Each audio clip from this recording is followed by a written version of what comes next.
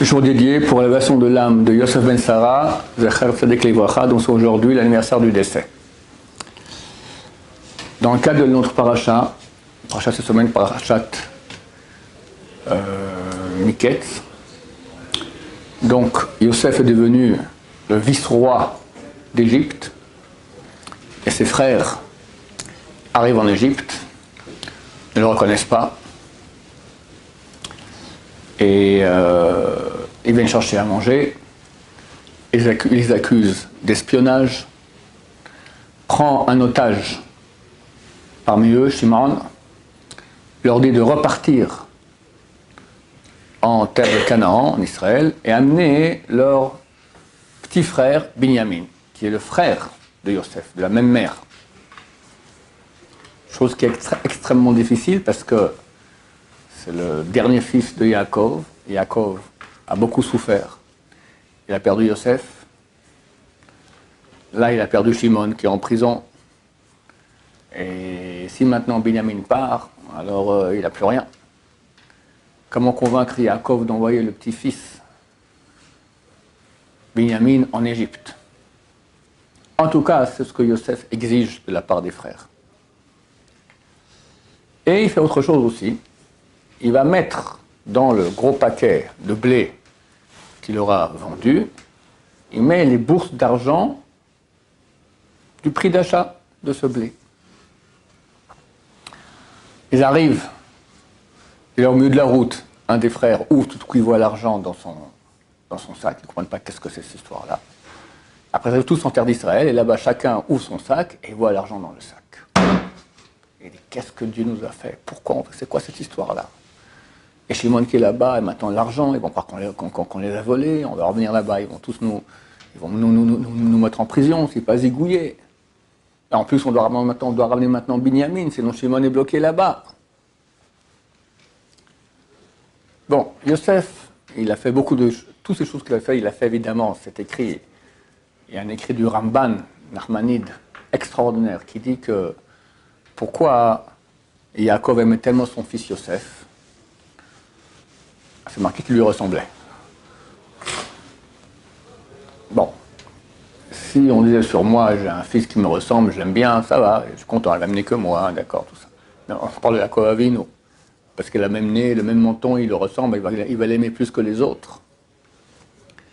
En fait, sous le trône divin, Yecheskel le prophète, il voit une vision de Dieu, et il voit le trône divin, et il voit là-bas 4 têtes. Le maître des hommes, il voit une tête, c'est celle de Yaakov Avinu. Le maître des animaux sauvages, c'est le lion. Le maître des animaux domestiques, c'est le bœuf. Et le maître des volatiles, c'est l'aigle. 4 têtes. Et Yecheskel, il a prié. Il a dit à Dieu, comment tu peux avoir dans ton trône divin une tête de bœuf? Le bœuf, c'est le père du veau. Ça rappelle quoi? Le veau d'or. Comment dans le ciel, on a maintenant quelque chose qui va rappeler les péchés d'Israël? Yecheskel a prié, et Dieu a changé. Il a mis sous le trône une tête de crouve. Crouve, c'est quoi? Ce qu'on traduit en français chérubin. En fait, c'est une tête d'un être humain, mais jeune. Il y a un être adulte et un jeune. Maintenant, on sait que le shor, le bœuf, ça représente qui? Yosef, dans sa bénédiction, c'est marqué Kibechor Shoro Hadarlo. L'aîné du bœuf, il est beau. On parle de Yosef, c'est la bénédiction de Yosef. Et en fait, Dieu a changé la tête du bœuf sous son trône de gloire en celle d'un jeune homme beau, qui c'est? Yosef. Et Yaakov voit, parce qu'il voit aussi dans le futur, on parle maintenant de choses divines, il voit sous le trône de gloire, il sait qu'il y a sa tête à lui. Alors quand il dormait, il a dormi au Mont Moria, d'accord? C'est marqué que les anges montaient et descendaient. Alors Igmar a dit pourquoi? Parce qu'il ne comprenait pas les anges. C'est quoi ce type-là qui ressemble à celui qu'on... Il monte là-haut, voir, ouais, c'est bien une tête, il voit, c'est le même ici, d'accord? Ils ont vu la même tête, ils n'ont pas compris qu'est-ce qui se passait. Yaakov savait que sa tête était sous le trône de gloire, et il savait aussi que Yosef était là-bas. C'est ça qui lui ressemblait et qu'il aimait. Alors le Ramban, il dit que Yosef, dès qu'il est arrivé à l'âge de raison, c'est combien, allez, 9 ans, il était dirigé par la Shrina. Il avait Ruach HaKodesh. Tout ce qu'il faisait était dirigé par Dieu. C'est complètement divin. Et Yaakov lui a enseigné les plus grands secrets de la Torah. Et il a vu que Yosef comprenait absolument tout. Comme un homme adulte, comme un grand sage d'Israël. Donc ça, c'est pas un tralala. Alors, quand il prend les frères, les met en prison, après prend en otage Shimon, après les libère, met l'argent, veut que de Binyamin, tout ça, il y avait des raisons très profondes, on ne va pas rentrer là-dedans, mais tout était complètement dirigé par Dieu lui-même. La question, c'est mon sujet, pourquoi est-ce qu'il a mis l'argent dans les sacs? La réponse, elle est phénoménale. Il savait que Yaakov Avinu serait extrêmement dur pour lui de se défaire de Binyamin, d'accepter que Binyamin aille en Égypte. Mais t'as un fils qui est otage, Shimon, en Égypte, ouais, mais quand même. Et c'est vrai qu'on voit que Yaakov, il attend, jusqu'à la fin, il n'y avait plus rien à manger. À la fin, il a accepté. Mais c'est extrêmement dur. Yosef a fait un acte qu'il savait, c'était de façon certaine qu'en fin de compte, il reviendrait. Il met l'argent dans les sacs, et les frères de Yosef arrivent en Égypte, en terre de Canaan, ils ouvrent les sacs, ils voient un argent qui ne leur appartient pas. De l'argent volé. De l'argent volé, chez nous, Yaakov Avinu, de l'argent volé, chez nous. C'est pas de notre faute, c'est pas nous qu'on a pris, ok, mais ça ne nous appartient pas. Impossible que Yaakov va rester comme ça, en terre de Canaan, sans envoyer de nouveau les frères en terre d'Égypte pour ramener l'argent volé. Il est écrit que s'il y a une caisse de péché qui crie, quel péché crie le plus fort que tous? Le vol. Et quand on fait la Neïla, la prière de la Neïla, après il y a un texte. Et on fait des prières, puis après on parle de nous-mêmes. Qu'est-ce qu'on a comme péché? Le premier péché qu'on cite là-bas, les Ma'an, Nardol, Me'oshek Yadenu, pour qu'on arrête le vol de nos mains. Première chose qui est citée, le vol. C'est tellement facile. C'est tellement facile. Les gens croient que voler un goy, c'est moins grave. Dans ce cas-là, on parle maintenant de Pharaon, l'argent de Pharaon. Ben, sachez que c'est écrit dans Shulchan Aruch. Shulchan Aruch est loi de vol, c'est dans le tome Choshen Mishpat, chapitre 348, alinéa 2 là-bas, c'est écrit que le vol est interdit, grand, petit, etc. Et il y a une annotation en bas du Gaon de Vilna qui cite un Tosefta. Tosefta, c'est les écrits du temps de la Mishnah, il y a 2000 ans, qui disent que le vol du goy est plus grave que le vol du juif. Plus grave! Pourquoi? Parce que quand tu voles un juif, ça reste un peu dans la même famille. Quand tu voles un goy, c'est écrit que l'ange des goïms, il va dans le ciel et prend au peuple juif du flux qui lui revient. Flux divin. Tu as donné des pièces, tu as pris des pièces, tu donnes en contrepartie un flux divin aux forces du mal. Terrible! Pourquoi c'est si grave le vol?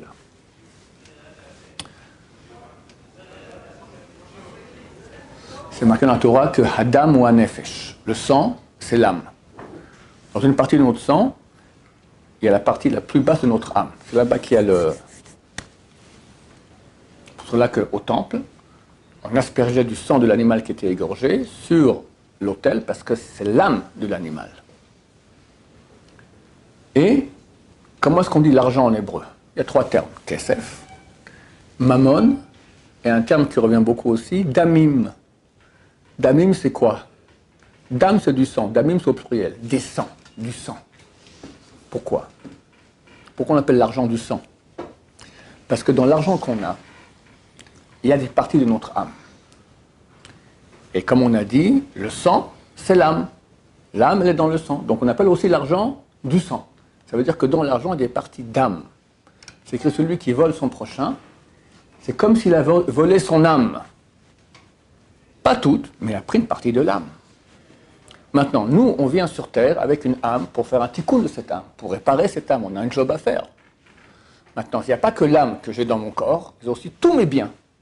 Tous mes biens, tout ce qui m'appartient, il y a des parties d'âme à moi là-dedans. Je suis venu faire leur tikkun, leur réparation.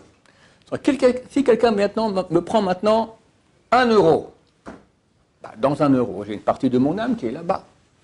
Lui peut faire le tikkun de mon âme, le voleur ne peut pas. Moi, ce que je peux faire le tikkun de la partie d'âme qui est dans l'euro, je ne peux pas non plus, elle n'est plus chez moi. Donc cette partie d'âme reste non réparée. Terrible. Là voilà ma barre. Au Hachem, j'ai bien bossé, très bien, paradis, tout ça. Non, mais mon cher ami, là, il te manque une partie d'âme. Bon, alors qu'est-ce que je fais? Il n'y a pas le choix, il faut revenir sur terre. Le voleur revient sur terre. Le volé revient sur terre. En Gilgoul, allez, vas-y naître. Vas-y après les mots dedans. Et après, vas-y l'école, vas-y le bac. Hachem et Rachem. Repasser par tout ça. Pour 1 euro. Parce qu'on t'a pas simplement fait du mal, on t'a pris une partie d'âme. Ça qu'on revient en Gilgoul. Si tu as de la chance, Dieu fera en sorte que ou le voleur reviendra en Gilgoul, ou sa descendance du voleur donnera cet argent-là à ta descendance. Des fois, Dieu, il accepte que ça passe par la descendance et pas nous-mêmes. Mais des fois, c'est nous qu'on doit revenir. Des fois, tu n'es pas mieux, tu es aussi voleur que le voleur. Alors, mon cher ami, tu descends pour tout rembourser à tous ceux que tu as volés. C'est terrible, c'est terrible. Yosef savait que jamais Yaakov accepterait d'avoir un penny, un dirham de l'époque d'Égypte ancienne, antique, chez lui qui ne lui appartient pas. Donc forcément les enfants, les frères, ils reviendront avec Binyamin. Mais pour nous, chers amis, c'est un moussard terrible. Combien c'est facile de voler, combien c'est facile. Alors, qu'on fasse au moins tchouva dès maintenant. Ma chère est très proche, fini. On devient droit, honnête, une règle. Fini la magouille, fini les mensonges, fini la vente. Honnêteté totale, c'est le minimum. Même un non-juif qui n'a pas de Torah, il comprend que il faut être honnête. Le minimum du minimum. Comme ça, quand Dieu aura pitié de nous, peut-être, on doit pas revenir en Gilgoul. Des fois, on revient en Gilgoul sans cesse. Il n'y a rien de pire que cela. Mieux vaut quelques bonnes années en enfer, parvenir en Gilgoul ici. Que Dieu nous aide à être droit, honnête, et rendre tout ce qu'on a. Il faut rendre tout ce qu'on a volé, qu'on puisse le rendre à son propriétaire. Baruch Adonai, l'olam, amen va amen.